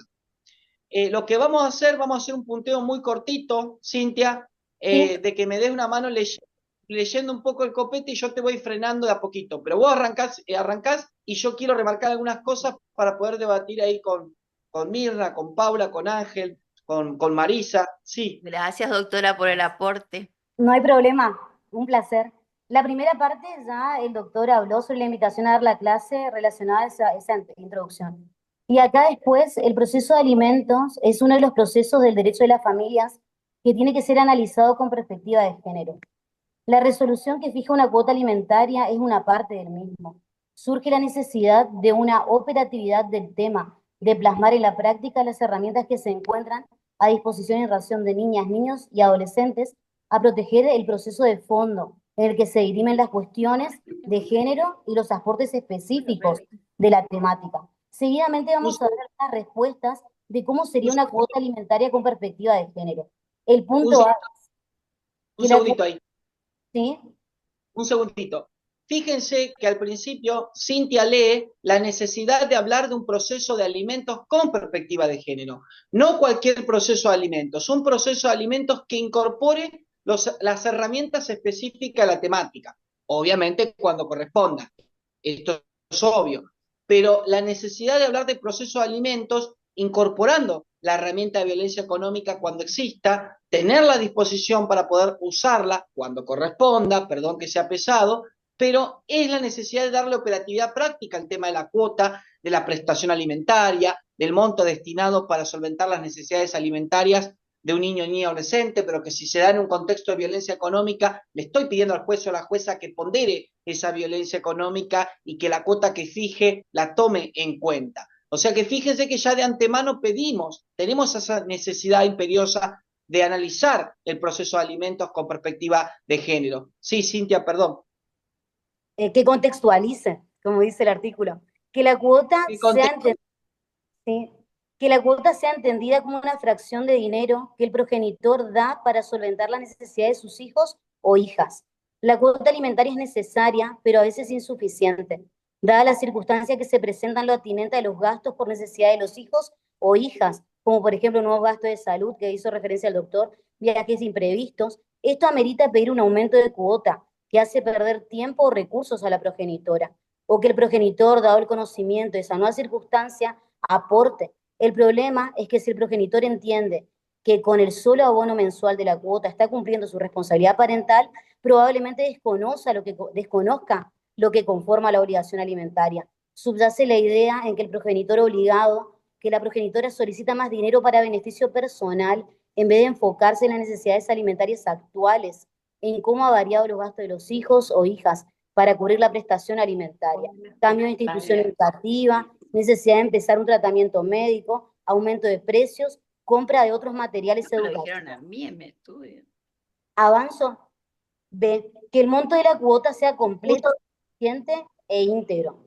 Sí, un segundo.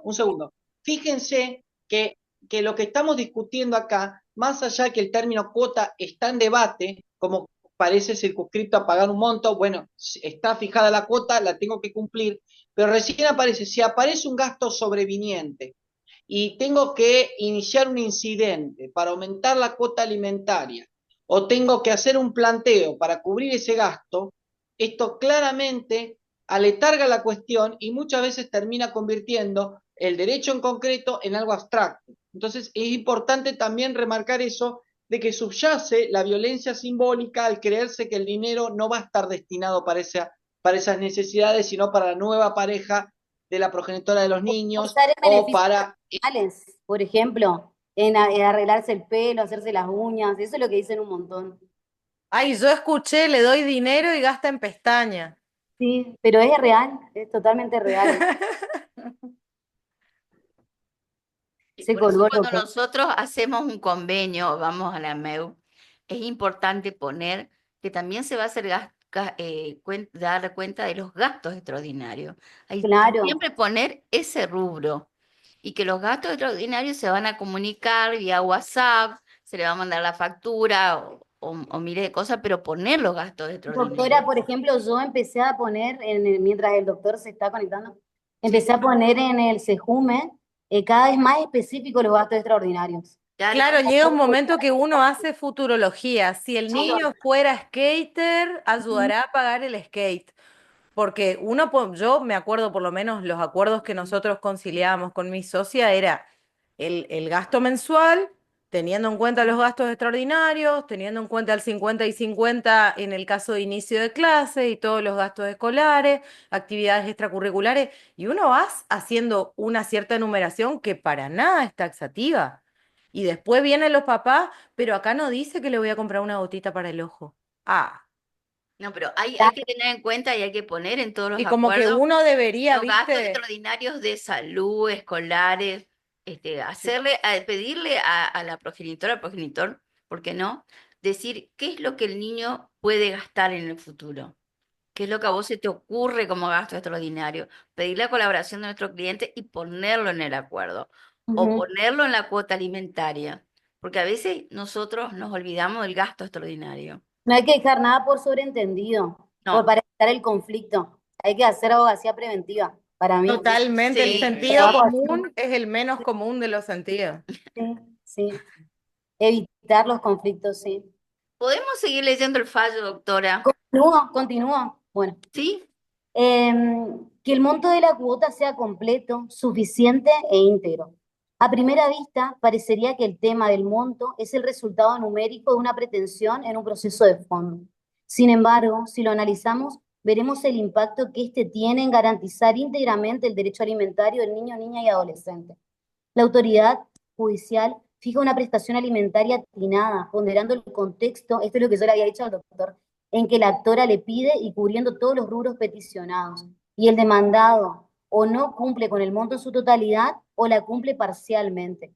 Este último supuesto también es incumplimiento que configuraría una situación encuadrada como de violencia económica, ya que no cubre la prestación en su totalidad. Yo creo que es porque disminuye los recursos. Niños, niñas y adolescentes no cubren tajantemente sus necesidades a la espera del cumplimiento total de la cuota. Las mismas serían reducidas o suplidas por la progenitora, reproduciendo nuevamente violencia económica. En un primer momento extrajudicial, el progenitor no cumple con los alimentos, lo que lleva a la progenitora a iniciar un juicio en otro momento. Está escribiendo el doctor, me pidió que avise algo que en 2 minutos se conecta, me dijo. Perfecto. Continúo leyendo, sí. Bueno, es interesante el artículo porque el artículo da vuelta a la mirada al alimento, ¿no? Es muy claro, ¿Qué es muy pasa claro. cuando el alimentante no cumple? ¿Qué le pasa a la mujer que cubre esa parte del alimentado? Mujer u hombre, ¿no es cierto? Que cubre la parte del alimentado. ¿Cómo se empobrece y qué le pasa psicológicamente y todo lo que la mujer tiene que remar para cubrir las necesidades del niño?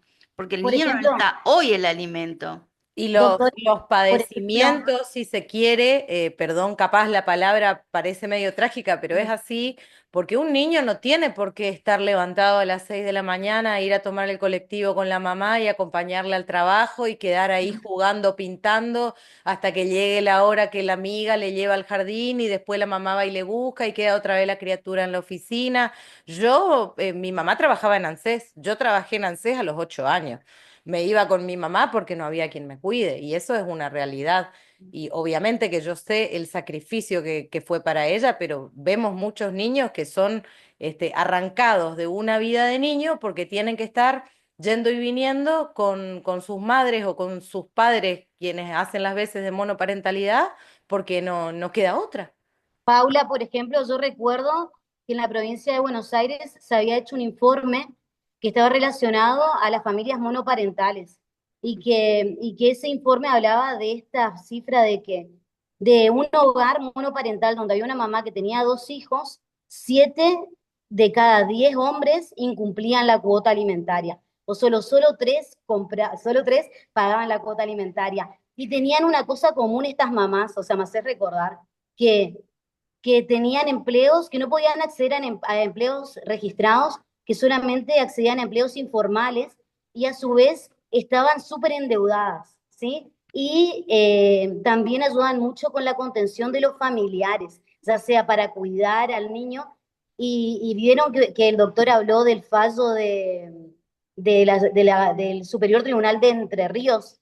Ahí, Sí. por ejemplo, habla de la carga mental de la mamá, y yo recuerdo el fallo porque yo uso un montón ese fallo, que dice que la mamá, ¿quién es la que organiza la tarea? ¿Quién le viste al niño? Así dice la jueza, ¿sí? Y ahí es como una pregunta, es una retórica, ¿no? Y ahí dice, es la mamá. Y eso es la carga mental que lleva la mamá y que por ahí el papá que incumple o que no está presente o que no paterna, no tiene. Y nadie ve eso, porque es invisible también, me parece a mí. Aparte, la mujer le cuesta ascender en el trabajo porque si ya viene otra vez con el Es niño, ya vital. tiene problemas con el niño.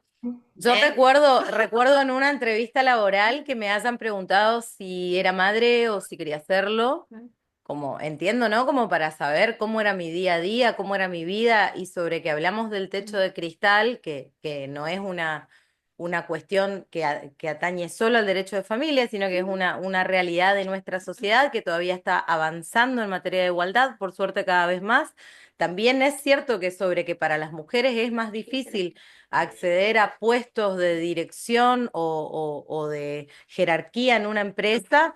Imagínense si una mujer que además de ser gerente es madre monoparental, no puede ir a una reunión, no puede ir a un curso, no puede ir a un congreso, entonces como que se va Limitando su limitando y acrecentando esta desigualdad y esta violencia, porque también hay una pérdida de la capacidad laboral y de la capacidad de ascender en su La expertise. profesionalización, que se llama la Totalmente. profesionalización de la Está el mamá. doctor, dejémosle la palabra al doctor. Se proyecta en el tiempo Sí, porque esa mujer perdón, tampoco ¿me puede escuchan? acceder a No una tenés, licencia previsional. no tenés mejor jubilación, no tenés nada.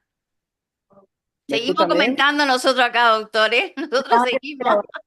Perfecto. Bueno, primero aclarar, agradecerle por supuesto a Cintia para que este cable de mierda A ver, agradecerle a Cintia en este caso, bueno, que me haya hecho la segunda también. Me crucé acá en el bar del frente, eh, Que ahí nadie está. diga que el doctor no hizo todo por darnos la clase.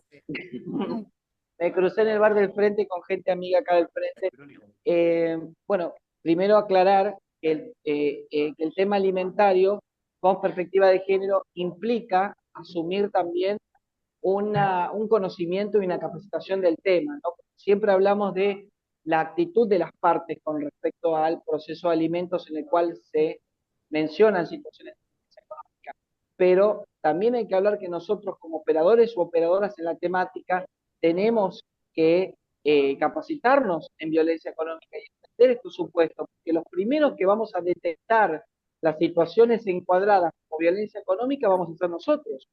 O sea que nosotros recibimos en nuestro despacho a las personas y nos damos cuenta de que hay violencia económica en este proceso de alimentos que voy a plantear o voy a encarar.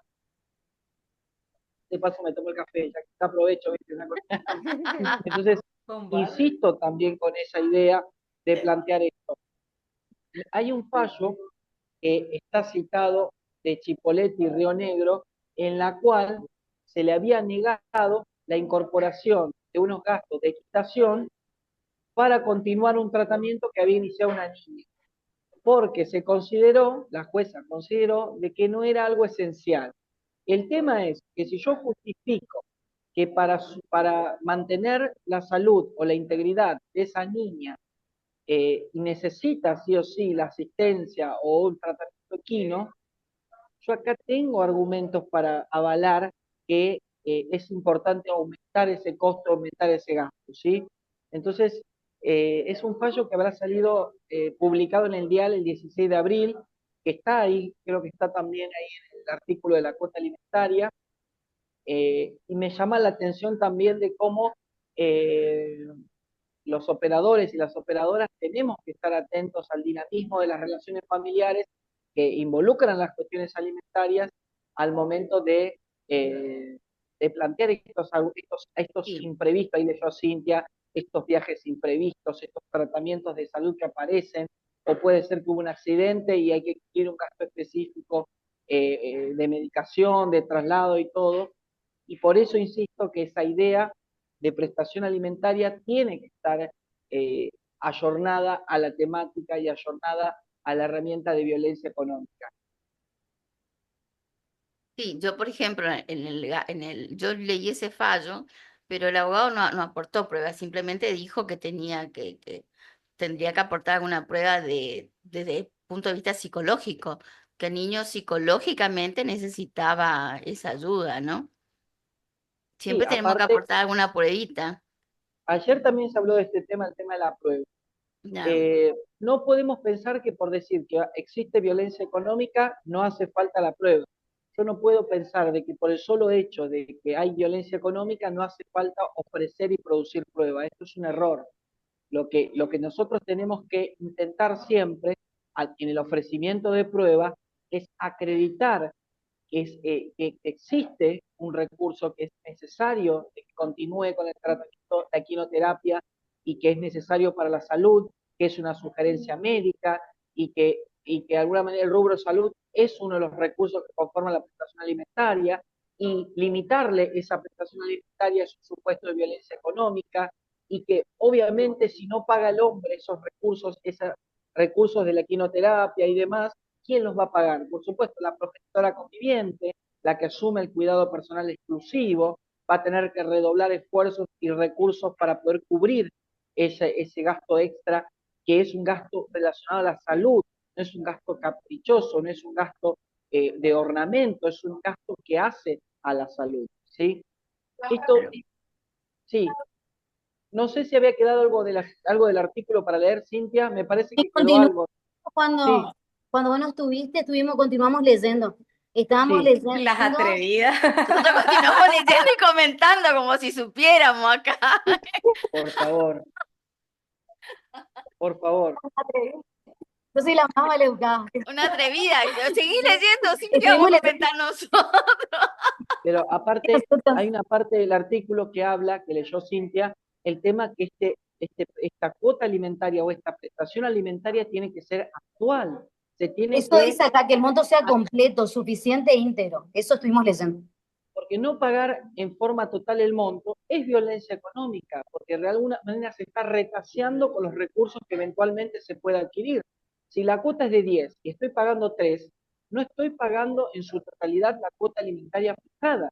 Y acá estoy menoscabando recursos. Acá estoy de alguna manera retaseando recursos que eventualmente puede gozar en el terreno alimentario ese niño, niña, adolescente. O sea que fíjense que ese monto que viste que al principio cuando uno habla de monto piensa que es algo aritmético, algo matemático, algo sin sentido. Ese monto, por supuesto, tiene un sentido protector, un sentido por el cual el juez o la jueza ha pensado para fijar ese monto, ¿no? Obviamente uno está muchas veces en desacuerdo con ese monto fijado por ser menor, pero imagínense que así sea menor el monto y así todo no lo cumple y lo incumple, genera una situación de violencia económica. Esto es algo que se habla muy poco, el tema del Continúo monto. leyendo. Sí, Aparte, yo pienso que ahí hay un daño y perjuicio, porque si el incumplimiento es reiterado, y a vos te afecta el trabajo, te afecta la salud, te afecta, hay un daño y perjuicio que se le puede iniciar al hombre, ¿no? Muy sí, interesante. hay también un tema muy interesante que ahí lo introduce Mirna, que es el tema de los daños y perjuicios derivados de la violencia económica por el incumplimiento alimentario. Esto es un tema muy, muy poco explorado, insisto, es un tema que requiere mucho análisis. Hay un artículo de Nelly Michersky que habla sobre esto. Nelly Michersky es una profesora, una maestra, habla sobre esto, y lo que hace interesante el artículo es que ella hace un análisis de cada presupuesto de responsabilidad relacionado al incumplimiento alimentario. Habla de daño, habla de antejuricidad, habla de relación de causalidad, habla de factor de atribución, y lo relaciona directamente con el incumplimiento alimentario, ¿no? Pero se habla poco porque las finalidades son distintas. Si yo planteo en un proceso de fondo que se fije una cuota, yo acá estoy haciendo un planteo asistencial, porque quiero que cumpla con una cuota. En cambio, si yo inicio una vía civil derivada de daños y perjuicios, que ayer hablamos también sobre el artículo 35, que ahí lo leyó ayer lo leyó Emilce, en ese supuesto yo puedo interponer una demanda de daños y perjuicios derivados de violencia económica ante el incumplimiento alimentario, pero yo ahí tengo que hacer una producción de pruebas, testimonial, documental, informativa, la que sea, porque acceder a una vía civil implica acreditar los presupuestos de responsabilidad y en este caso pedir qué rubros deben ser resarcidos, qué rubros tienen que ser cubiertos frente a este daño que provoca. De No, hecho, metiendo en el tema de daños, el tema de pérdida de chance alimentario es muy interesante el análisis. ¿Por qué? Porque la pérdida de chance se da en analizar cuáles fueron las oportunidades educativas, recreativas y culturales perdidas a raíz del incumplimiento alimentario. Sí, Mirna, te dejo hablar, perdón que te interrumpí. no, que el daño, como todo daño y perjuicio, hay que probar la causalidad adecuada, ¿no? No por cualquier incumplimiento trae un daño y perjuicio, estamos de acuerdo, Correcto. Dentro de la ¿no? relación de causalidad, tengo que meterme en la causalidad adecuada, que Claro. realmente este daño acaecido en la integridad económica o patrimonial de ese niño, niña, adolescente, está conectado directamente con el accionar del progenitor obligado. No nos olvidemos que acá hay una obligación jurídica, no estamos hablando de una cuestión totalmente de onda, de buenas intenciones, de buenas voluntades. Acá esto parte de una obligación jurídica derivada de una responsabilidad parental. Qué interesante, ¿no? Muy interesante. Daños y perjuicios sin violencia es muy interesante porque siempre digo lo mismo. Parece que es un tema nuevo, pero ahora en el 2025 tenemos mucho. Hay un fallo de Mendoza, creo que hace día, 2 días, en la cual se habla nuevamente de daños y perjuicios derivados de violencia, pero se agrega daños y perjuicios derivados de violencia de género en su modalidad digital. O sea que fíjense cómo la temática nos propone todo el tiempo estudiar nuevamente el tema. Es un fallo que lo voy a leer y lo voy a comentar en una revista, pero estamos hablando de acá a varios días porque estamos en la etapa de creación, Bueno, porque esto salió esperamos tu ayer. comentario, esperamos que nos hagas acercar tu comentario, ¿no? Por supuesto que sí. Voy a dejar ahora un espacio de preguntas, si les parece, así ya, Dale. ya termino el cafecito y me voy a preparar para el trabajo, porque yo trabajo de noche. Así que Sí, no sé si aprovechen Si ahora a algún preguntar, colega por favor. tiene alguna pregunta, comentario, vamos para... Porque todo lo que se dijo es muy interesante y todo fue realmente práctico, así que aprovechen a preguntar ahora las dudas. Yo tengo una situación, pero no sé si va a entrar dentro de esto. No de cigarrillo. ¿No hay Esa preguntas? es no, tenemos un comentario. ¿Sí? Tenemos un comentario del doctor, el colega Lagable Eduardo, que menciona, dice que, buenas tardes, retomando lo visto ayer, ¿qué sucedería en un caso en el cual se pretende alimentos haciendo valer el supuesto de violencia económica? La demandante, una madre soltera, cuya expareja ha desaparecido por propia voluntad, es decir, no se lo ha podido ubicar, y por lo cual esta madre debe accionar contra la abuela paterna de su hija, madre de su expareja, quien es una mujer de 65 años de edad, de etnia aborigen, y cobra una jubilación de 1 millón de pesos. Pero dicho monto apenas le alcanza para vivir. Estaríamos ante una situación que podríamos denominar la triada de vulnerabilidad, según la óptica del doctor Ortiz. ¿Qué debería priorizar un juez argentino? ¿La precariedad económica de la madre y el interés superior del niño? ¿O la situación precaria de la abuela Está paterna? difícil. Existe violencia económica por una parte del progenitor incumplidor. En este caso, el Estado tiene obligación de proteger a la niña por aplicación de los tratados internacionales. el primer Interesante, obligado interesante. alimentario, es el progenitor. Es el progenitor y hay que tomar todos los recursos y diligencias necesarias para que estar obligado a pagar. Sí o sí, por más que trabaje en blanco, en negro, en rojo, en verde, tiene que cumplir con su obligación alimentaria en virtud de la responsabilidad parental. Existe la obligación subsidiaria con respecto a los abuelos de ese niño, niño adolescente, pero acá choca con ese paradigma de las personas mayores, en la cual si la persona mayor no tiene los recursos necesarios para cubrir la cuota alimentaria de su nieto de manera subsidiaria, de manera secundaria, ahí sí, por supuesto estoy a favor de que ese abuelo o esa abuela no aporte ese dinero porque está vulnerable a la enfermedad. Pero acá el obligado tiene que extremar todos los recaudos para hacer cumplir.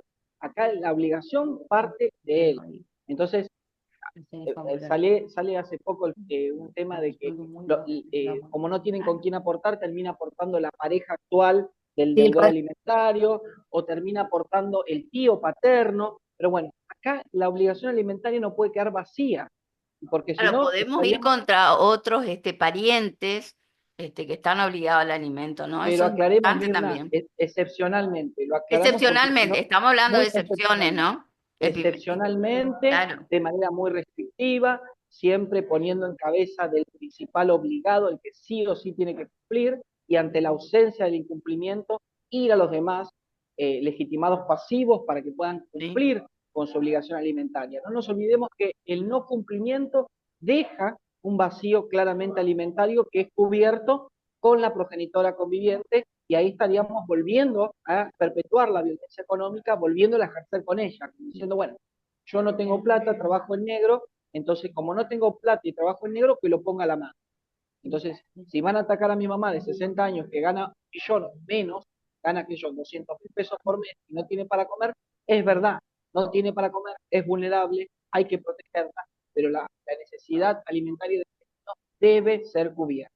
¿Sí? Esa es mi postura, ¿sí? Una Sí. postura totalmente moderada. Si yo digo, ataquemos con todo, estaríamos en este caso chocando con el paradigma de protección de las personas mayores, y no es mi idea. No es mi Claro, idea y no es lo que yo trabajo, me dedico. claro. Bien, acá la colega Adriana Piri pregunta, dice que cuáles serían los artículos de la ley que podemos alegar en la demanda de alimentos, pero invocando violencia económica. Creo que ya Podemos lo usar la vimos. 26485 Sí, como justamente la doctora Yanes le menciona la ley de protección integral. Mm. la ley de protección 26485, podemos usar la Convención sobre los Derechos del Niño, podemos usar las reglas de Brasilia, podemos usar la observación general 12 del Comité de los Derechos del Niño, podemos usar la observación general número 13 del Comité de los Derechos del Niño, podemos usar el Código Civil y Comercial, las normas atinentes a responsabilidad parental y proceso de alimentos. Hay un marco normativo interesante que podemos usar, las convenciones internacionales. A veces pasa que ese niño tiene una discapacidad, también habría que usar la Convención Internacional de Personas con Discapacidad. O sea que, doctora, hay como un gran paraguas protector, el artículo 1 y 2 que leyó Ángel ayer, ¿se acuerdan? El 1 y 2 del Código Civil y Comercial, como para poder incorporar las disposiciones de las convenciones. Así que bueno, creo que hay mucho Doctor, para hacer. y por ejemplo nosotros, acá en un juzgado de familia, en familia 2, cuando se corre traslado de demanda, Puedes solicitarlo. lo de la violencia económica ante el incumplimiento en la normativa, cuando se fija los alimentos provisorios, en el juzgado de Frank, se cita. Sí. Bueno, y también esto, también aprovecho lo de Cintia, también hay que empezar a valorar el trabajo de esos operadores que usan a la violencia económica y la citan en los fallos. Hay jueces que, como dije ayer, están interesados en aprender de qué se trata y lo incorporan en sus decisiones judiciales. Hay jueces que están dando charlas incluso sobre este tema, que me parece interesante también comprometerlos a hablar de esto. Por eso, ayer Emilce tenía el libro, y Mirna, el libro Medidas contra la Violencia Económica. En ese libro escribieron, Mirna, ahí escribieron alrededor de 7 u 8 jueces de diferentes provincias. Y fue una forma de comprometerlos a hablar del tema, fue una forma de decirles que hablen del tema violencia económica, que los escuchamos, queremos saber de qué piensan sobre el tema. La estructura del libro es muy sencilla porque habla de qué medidas puede tomar el juez o la jueza frente a la violencia económica. Así que no, por El doctor favor, Fran es un doctor que siempre colabora con el colegio, es muy instruido. Profe, tenemos una pregunta muy interesante de índole honorarios que me parece que vamos a ir respondiendo acá entre todos. El doctor Nahuel Welter consulta, pregunto a las doctoras la cuestión de honorarios. ¿Podemos elegir cobrar a un padre alimentante si tenemos a una cliente en situación de vulnerabilidad que no podría pagar, por ejemplo?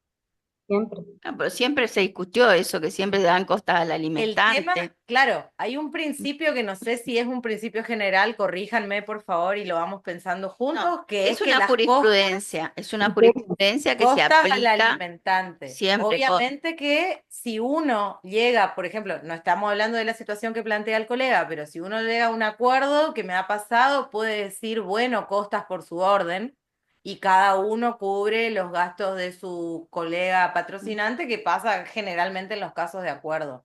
Igual, Yo Paula, creo quiero que decir hay... una cosita nomás. Tengamos en cuenta que muchas veces los postulados del derecho procesal civil con respecto a costas, principio de gratuidad, cuando hablamos de violencia económica, pueden ser fundados en la temática.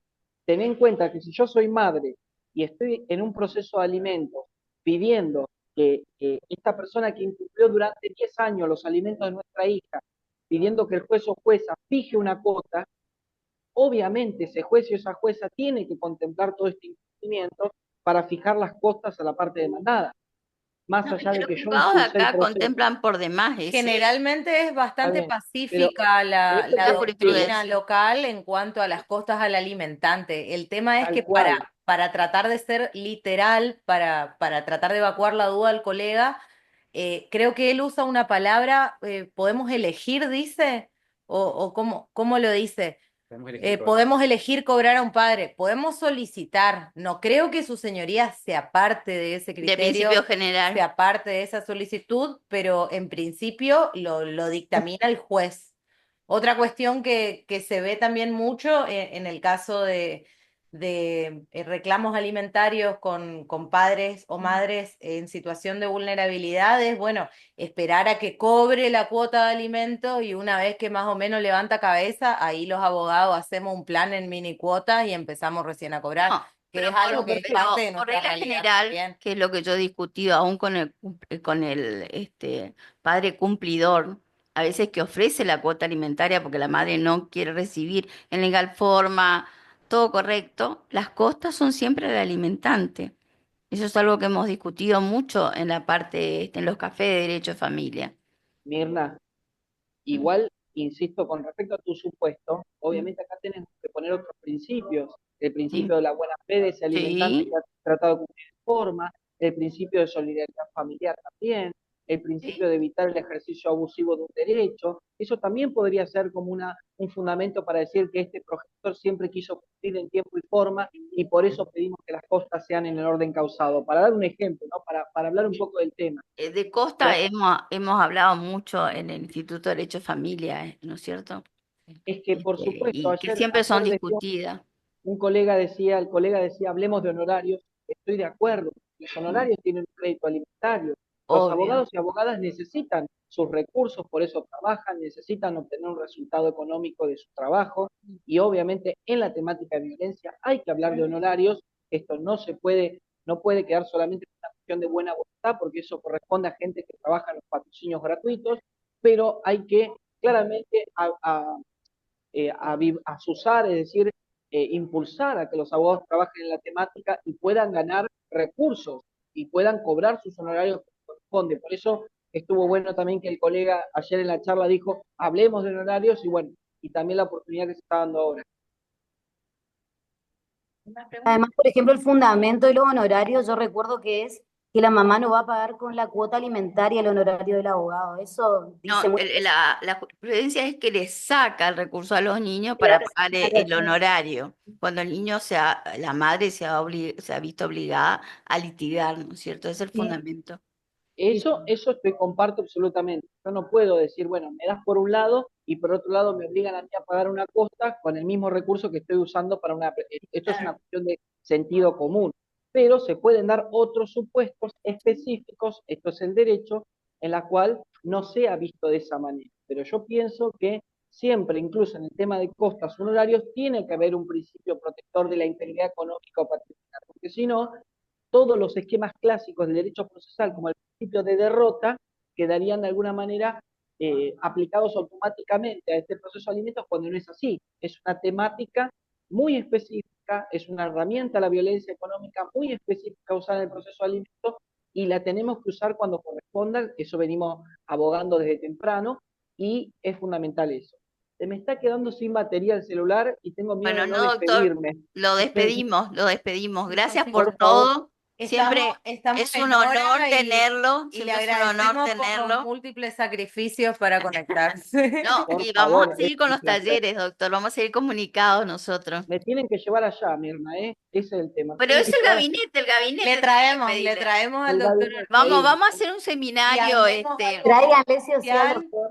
Sí, armemos Ahí algo sí, presencial que es más ar- lindo, que se copen los armemos algo, colegas del chat y que nos encontremos todos acá en la sede. Y más por para supuesto. hacer la invitación a aquellos que quedaron afuera, que Sí. son bastante, así que hay cuentas pendientes en relación a estos Bueno, colegas. lo despedimos, doctor Ortiz. Gracias por Muchas todo. gracias, doctor. Hasta luego. Hasta Muchas luego. gracias. Que quedemos un poquito en el chat, porque quiero agradecer a los colegas que han participado de este taller, a los que han abonado aún más, porque eso nos ayuda a seguir trayendo conferencistas como el doctor, que es muy práctico, Y solventar espacios y solventar como espacios este. de estudio, ¿no es cierto? Y espero que les haya servido. Recordarle a los colegas que esta charla y la de ayer se va a subir al canal de YouTube Mm.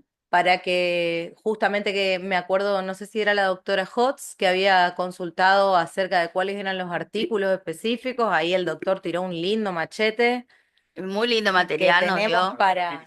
La doctora Piris, perdón, había consultado eso y el doctor nos tiró un lindo machete y todo esto es muy didáctico y actual, así que va a quedar en nuestro canal de YouTube del Gabinete Académico para el libre acceso de todos los colegas. Gracias, Cintia, por Gracias, la Cintia, por tu lectura. aporte. Bueno, damos gracias a los colegas, somos un instituto de género. Queremos que nos digan qué otros talleres quieren que el instituto haga, qué otros temas. Estamos a disposición de los colegas para un estudio, porque para nosotros el género es una herramienta que siempre debemos poner en todos nuestros escritos. Gracias por todo. Chao, muchas gracias. Chao, gracias. Gracias.